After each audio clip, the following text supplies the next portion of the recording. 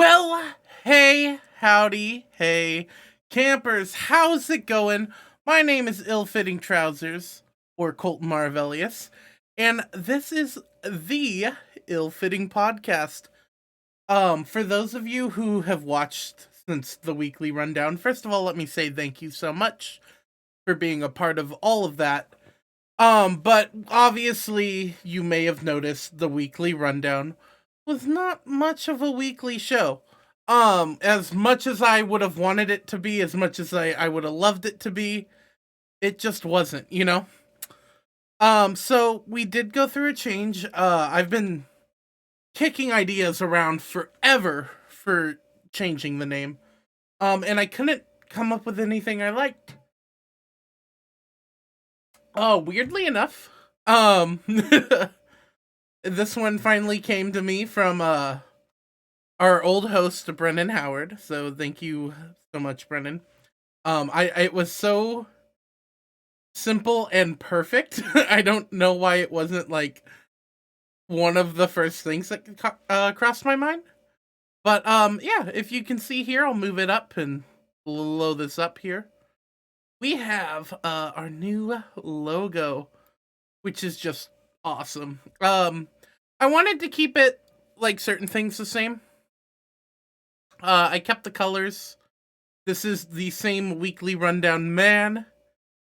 Um, and yeah, I think I didn't want to change things like too much, because it's the same format, different show.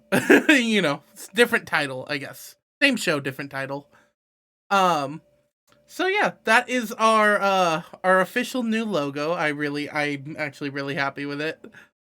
Um, what else? Just like that was really cool.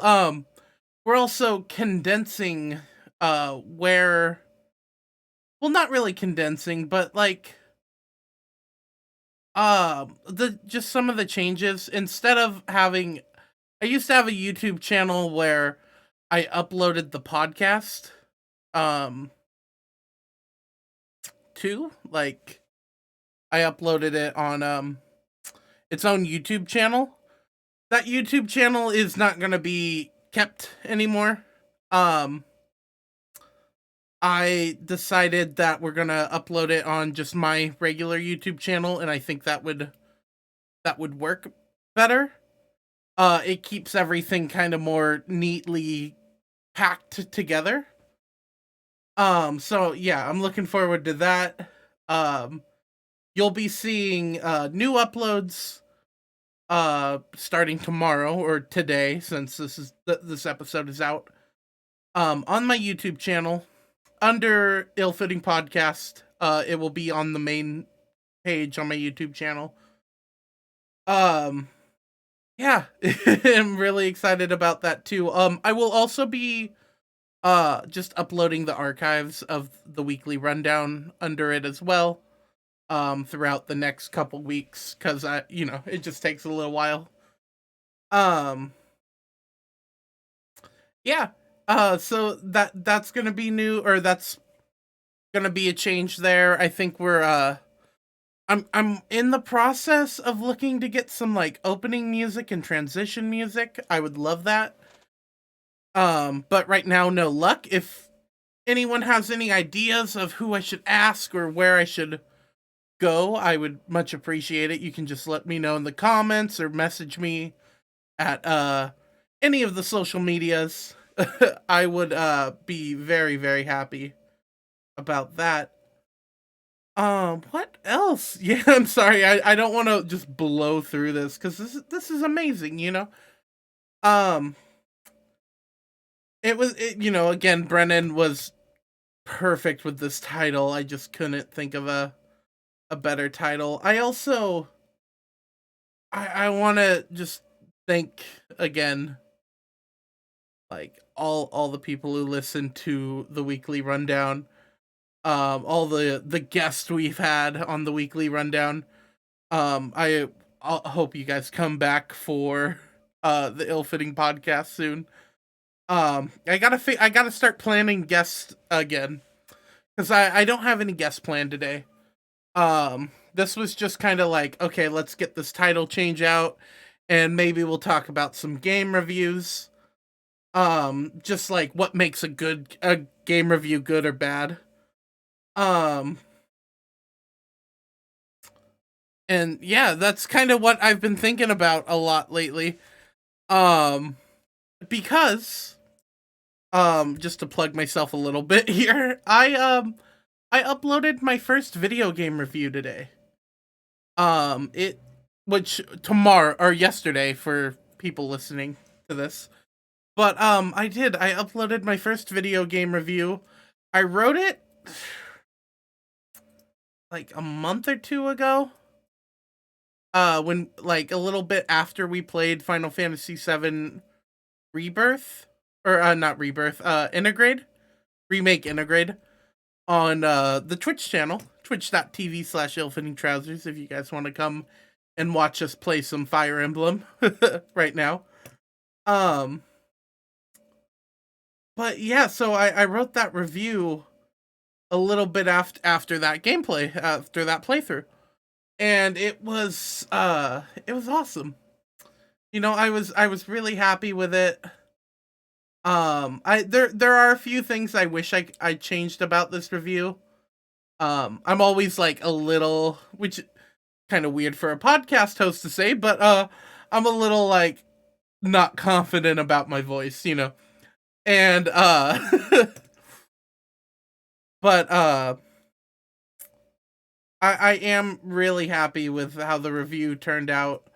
I just edited some clips from the trailer cuz it just seemed easy that way. Well, not easy. It seemed easy and like then rounding up all those clips. And I didn't want to show clips that would like spoil the game too, so I didn't really want to show much that the trailers didn't show, you know. So it was a little easier using trailer information. But anyway, I guess enough plugging that. If you guys want to check out the video, I think I can put it up on the screen. I'll try. If not, you guys check it out. It's on my YouTube channel. Just go to my page. It's under game reviews. A new segment thing I put up there. So yeah. Well, I don't know how long this episode's gonna be, but I did really want to talk about game reviews. So let me pull up my Google Doc here. I think I wrote some stuff down during work today that I wanted to talk about. And then I got some stuff here as well. So Google Docs. Uh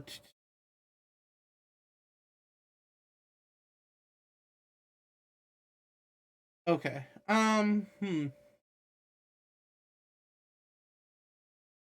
Okay, cool.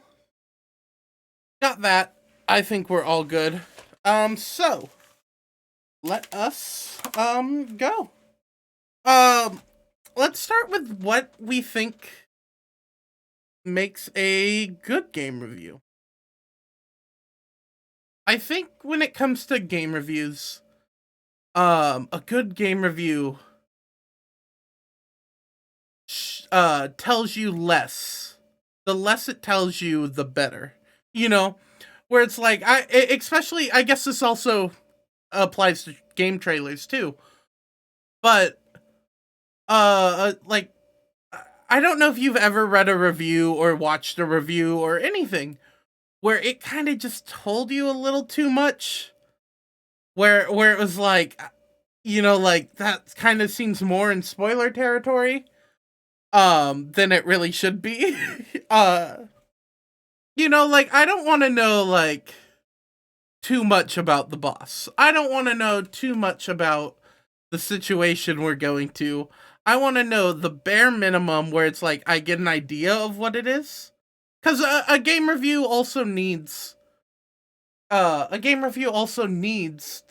to sell you on that game, sell you or dissuade you from that game. Um cuz like not all reviews are positive. hmm, yeah. So like I think, let's say, my Final Fantasy review, spoiler, it's positive. It was a positive experience for me. A really, really positive experience for me. Um, I talked about the world you get to see. Not much. Like I said, there's just I basically named some locations, but I didn't like I didn't dissuade you, I guess. Or I mean, spoil you on these locations. Like, obviously I mentioned Midgar, I mentioned Mako reactors, and I think I mentioned the sewers. Which maybe the sewers could have been considered a spoiler, but I didn't say what happens in the sewers, even in the I just said the sewers have like a short sort of charm to them. Or even the sewers have a sort of charm to them, just talking about the world as a whole. I think it really, like, uh, a review should paint a picture of the locations that you're gonna visit, but leave a lot of it open to your imagination as well. Um, like almost paint the period you're going to be in. Like, Final Fantasy is like set in a big kind of future dystopian city type esque thing. Um, so you kind of want to like explain how that where you are, because I don't want to pick up Final Fantasy VII thinking it's a medieval hack and slash game. You know. um, what else? Oh yeah, a good review also needs to treat a game like it's its own game, like it's its own standalone thing. I think that can be broken down to like maybe comparing it to sequels and stuff. Like I don't think I can review Final Fantasy. Like I've been thinking of maybe reviewing Final Fantasy Engage um after next after I finish the game. I'm not quite done with it yet. Which I have I took like a pretty good break from it, but yeah, like I don't have I have a lot of positives to say about it, but I also have a lot of negatives to say about it. Um but I think like the positives, it's kind of hard to explain those. Sorry, my something's in my eye. Um Probably my hair. But there's like a lot of positives that I could say about Final Fantasy 7, or I mean, Fire Emblem Engage. Like the combat of Fire Emblem Engage is incredible. But I would also feel like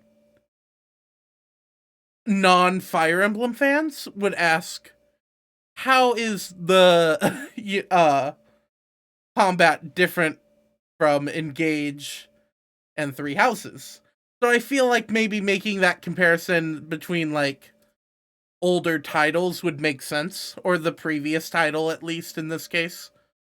How they improved the combat, like you kind of need to if you're going to make a stance that the combat's like better in this game or better in uh the other game, like explain how, um cuz like god, and on Engage, I felt like the first good chunk of that game was so boring for me. For me personally, maybe it's different. I don't have a ton of experience with the Fire Emblem series, but I was bored out of my mind with with the beginning of that game. It picked up though. It did pick up a little late. Like I don't know. There was a good portion where I was like, I might quit this game. But I've kind of pushed myself a little more through it. I couldn't get invested in the story. The characters I could, because the characters are really, oh gosh.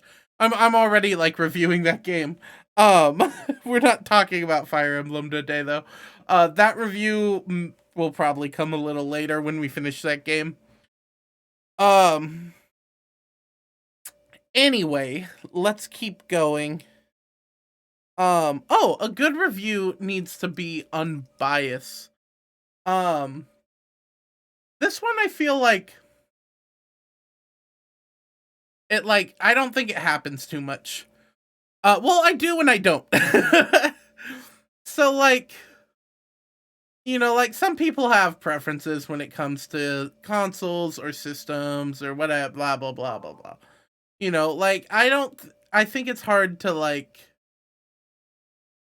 I just see like some reviews kind of doing that, but also on the other note on that unbiased part is uh like financially unbiased, because there's so many reviewers who are paid to review a game.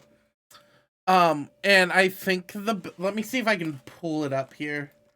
And like IGN has been around for so long. I actually like some IGN reviews. I think IGN does a good job. But IGN has been around so long that they've missed a lot too, you know. Um and again, like, you can argue personal preference or not. Um like I one of the IGN reviews being Pokemon Omega Ruby and Alpha Sapphire. They marked that game down because there was too much water. Like, that would be like me marking a game down like Wind Waker, Zelda, The Legend of Zelda Wind Waker, and going like, there's too much water in this game. There's too much water in this boat game on this island, region. But I also like that if you think about it too, Pokemon steered into like even more water with Sun and Moon. Um Let me see here. IGN.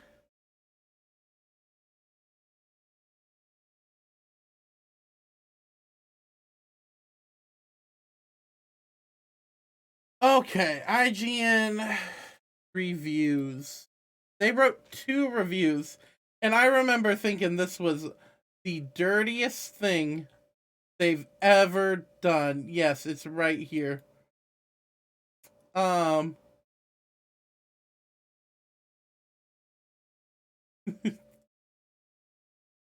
what uh did they I think they changed the review.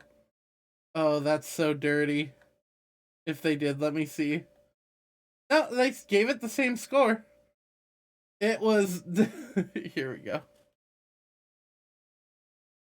Um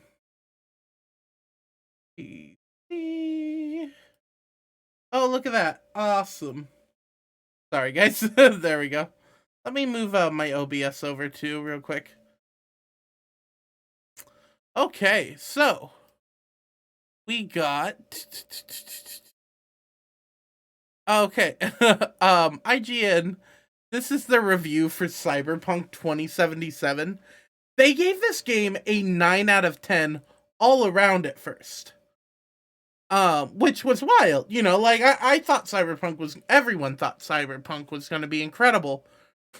So I picked this game up opening day. As I think like many other people did as well. I played this on a PS5. Um Actually, let me see if I can find the other review here too real quick.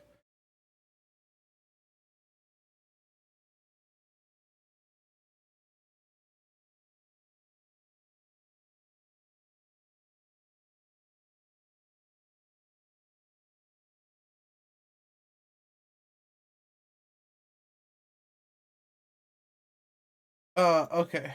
Oh wait. Um, IGN PS4 review. PS4, Xbox One review. There it is. Okay, found it. Let's see if we can find this. The number they get. Okay, yeah. This is just all bad, but So yeah, this was the score they gave all around. They said Cyberpunk was a 9 out of 10. And then Cyberpunk came out, and lo and behold, it hardly functioned, let alone was a 9 out of 10. I played this bad boy on my PS5, right? So, and it crashed 3 times in an hour on me. And I just decided to stop playing it. I haven't picked it up since. I want to. I really do want to. But yeah. This was very upsetting to say the least.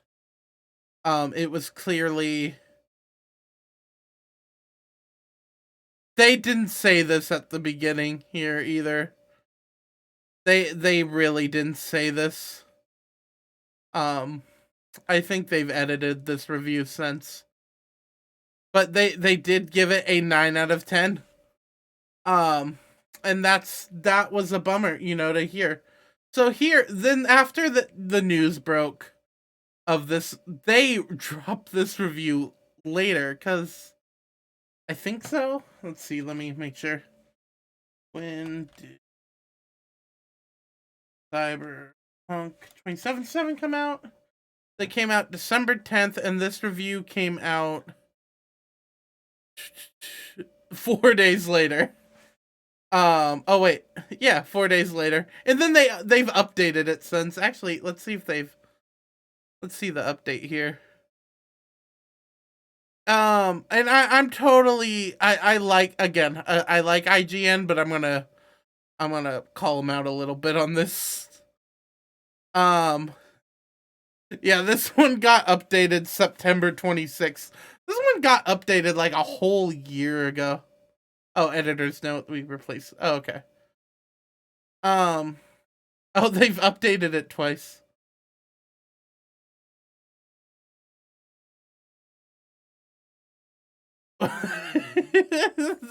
They had to do this. Yeah, that was an edit. I guarantee it.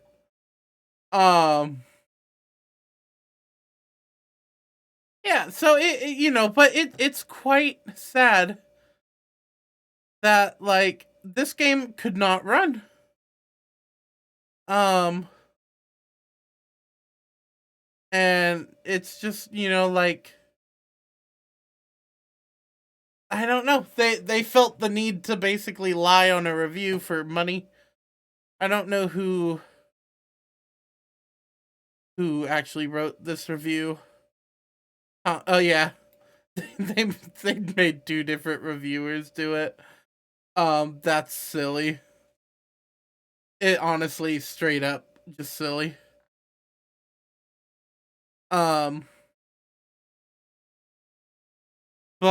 yeah, I don't know why, I think that's why I think biased, I guess, is, well, I'm not, I guess, but that's why, like, biasness is just not a great staple to have in the industry, especially when it comes to reviews, and I think that's why I think, more gamers should be writing their own reviews and uploading them. I want to hear, I don't want to hear from people like Destin here from IGN, or Tom Marks here, like, because there's no reason for me to trust them. Like, I'm sorry, you guys are clearly getting paid to say things, but in reality, like, you're clearly getting paid to say things until those things come back and bite you in the butt, and then you twist your words around, and it makes it hard to trust a review, you know. Uh but like then you'll write like a good review about something, but how do I know to trust you? Like you know, like, is this one that you didn't get paid for? Is this you guys doing your jobs? Like, what is it, you know? Um so yeah, that's kind of my thought process there on biasness. And I also wanted to bring up one more review on like I said, this video might not be, well, it will be, it'll be good still. Okay. Oh, here it is. Oh, I pulled these up already. Look at me being a future planner. This review I talked about in a video actually before, because I watched the video for SMT5. It got a pretty good score. I just think the review, and like, no offense, you know, to Lane, I just don't think the review was written great. I watched the video, I didn't read it, but in the video they talk about how this game is not Persona, and then they begin to like critique it on like how it's not Persona, which obviously it's called you know, Shin Megami Tensei 5. So it's not Persona. Like that much was obvious. Yeah. Here's the first sentence of this. Um Shin Megami Tensei 5 feels like an edgier, less sociable younger brother of Persona 5, even though okay, two Persona mentions in one sentence already, right? Even though Persona began as a spin-off to the series. That's true. And I get like that's kind of where it's like, okay, maybe make some um connections there. I get that, you know. But here's another Persona mention, a Pokemon mention. Um just like I could scroll through this and probably find like four more mentions of Persona. Um and here's the thing, I get it because Persona 5 was huge. Persona 5 Royal, huge. Persona is a big franchise, right? Um but you just, you know, making these connections here are I get it. They help. Yeah, here's more Persona 5 mentions. Um it's just, you know, but the Shin Megami Tensei was never supposed to be Persona. It was supposed to be dark. It was supposed to be different. It, you know, you're not even in the real world, I think, most of the game. Um it's darker. Like I obviously I would prefer Persona more. I liked all the social links. I liked all of that. Um but it doesn't mean this game's bad because it's not Persona. You know, many games aren't Persona. So it yeah, another Persona. In the verdict, you know, like what do they say? I just couldn't shake the feeling that this was Persona without the heart. What does that even mean? Well, it because it didn't have like Persona's its own thing. I don't understand. Um it's its own game. I think you gotta let it be its own game, you know? But I also, that being said, this number they gave it, right, doesn't fit like any of this. Considering you're going like, it's not Persona, it's not Persona, and then you go, it's great, it's an 8 out of 10, great game. But oh my god, even the review like sentence for the grade they gave it mentions Persona. Shin Megami Tensei 5 excellent JRPG combat and deeply rewarding customizations shine bright, even when it sometimes feels like Persona without the heart. My god. The only thing these things have in common are, I think, the demons or the persona, they're different in both games. Um are like similar or the same. Either or. And it's turn-based combat, which, like, you could say, like, it's Pokemon but with more heart. Cuz Pokemon doesn't really have a story. But it seems weird. Um I don't know. That review just always bothered me, though. Um, I, I don't know how much, like, again, I don't want to call. It's right here, so it's hard not to mention it. But I'm sure Lena Hafer has Leanna. I'm sure they've grown as a writer since then too, and yeah, they've even done more reviews.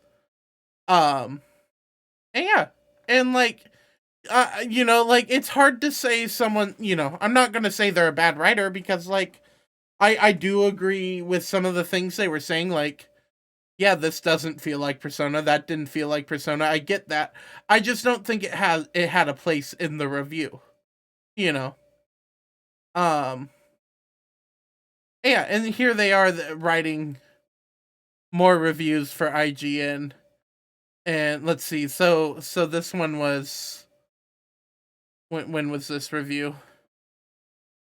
This review was posted 3 years ago now, two and a half. And since then here's all the reviews. They've written 1, 2, 3, 4, 5, 6, 7, 8, 9, 10, 11, 12, 13, 14, 15, 16, 17, 18, 19, 20, 21, 22, 23, 23 reviews, which is a lot. That is so much practice between this review and this latest review that came out 13 days ago, I think it said. That is great. And writing's one of those things. It's like it is an art. You're only going to get better at it as time goes on.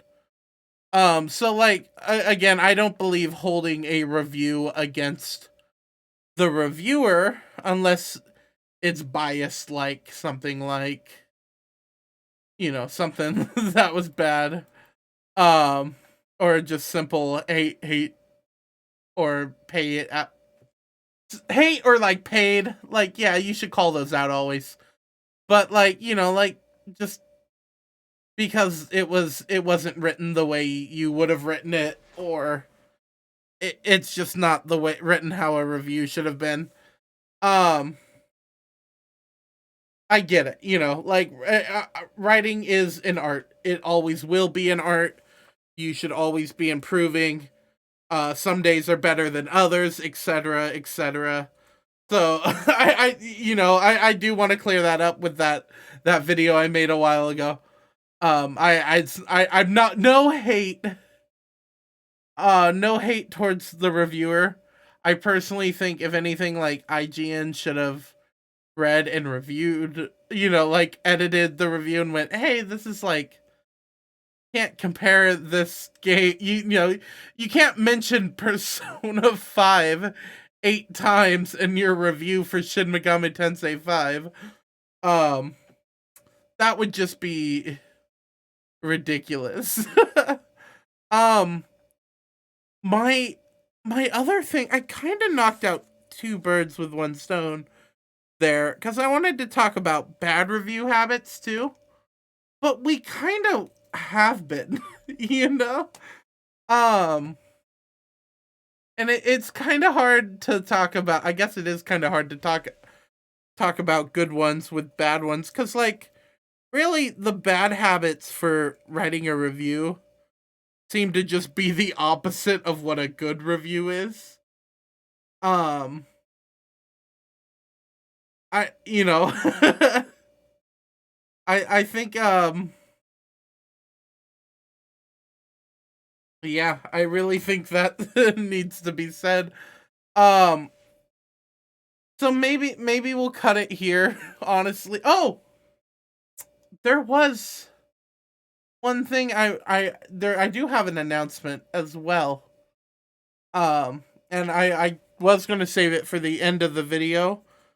But I think since we're getting there, let me get this all prepared real quick. Do, do, do, do, do, do, do, do, do. Um,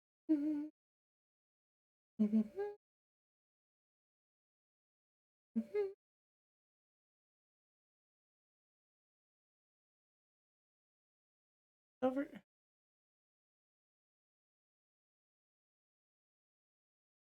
Yes. Oh wait, that's not the right thing though. That was kind of it. Why don't I have this ready already? I got everything else ready. Oh, I don't. Oh, uh-oh. I know what happened. My bad.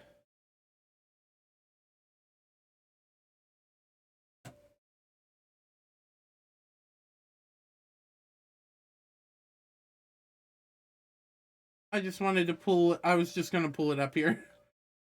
Um.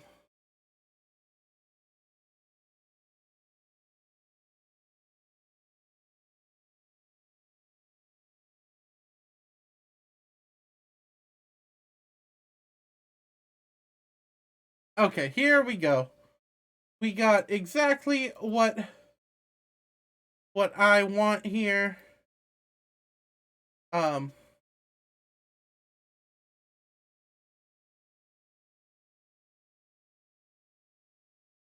Okay. So, guys, um, if you don't know, I've talked about it on the podcast multiple times. I went to Kingdom Hearts Kingdom Hearts fan event called KH20 to celebrate the 20th year of Kingdom Hearts with a bunch of awesome Kingdom Hearts fans. It's no secret we very much love Kingdom Hearts on the podcast. But Guides, KH Guides, the man who is hosting this event, asked us to share to help spread the word about this new event that is this September. But I'll let the video speak for itself. Yeah.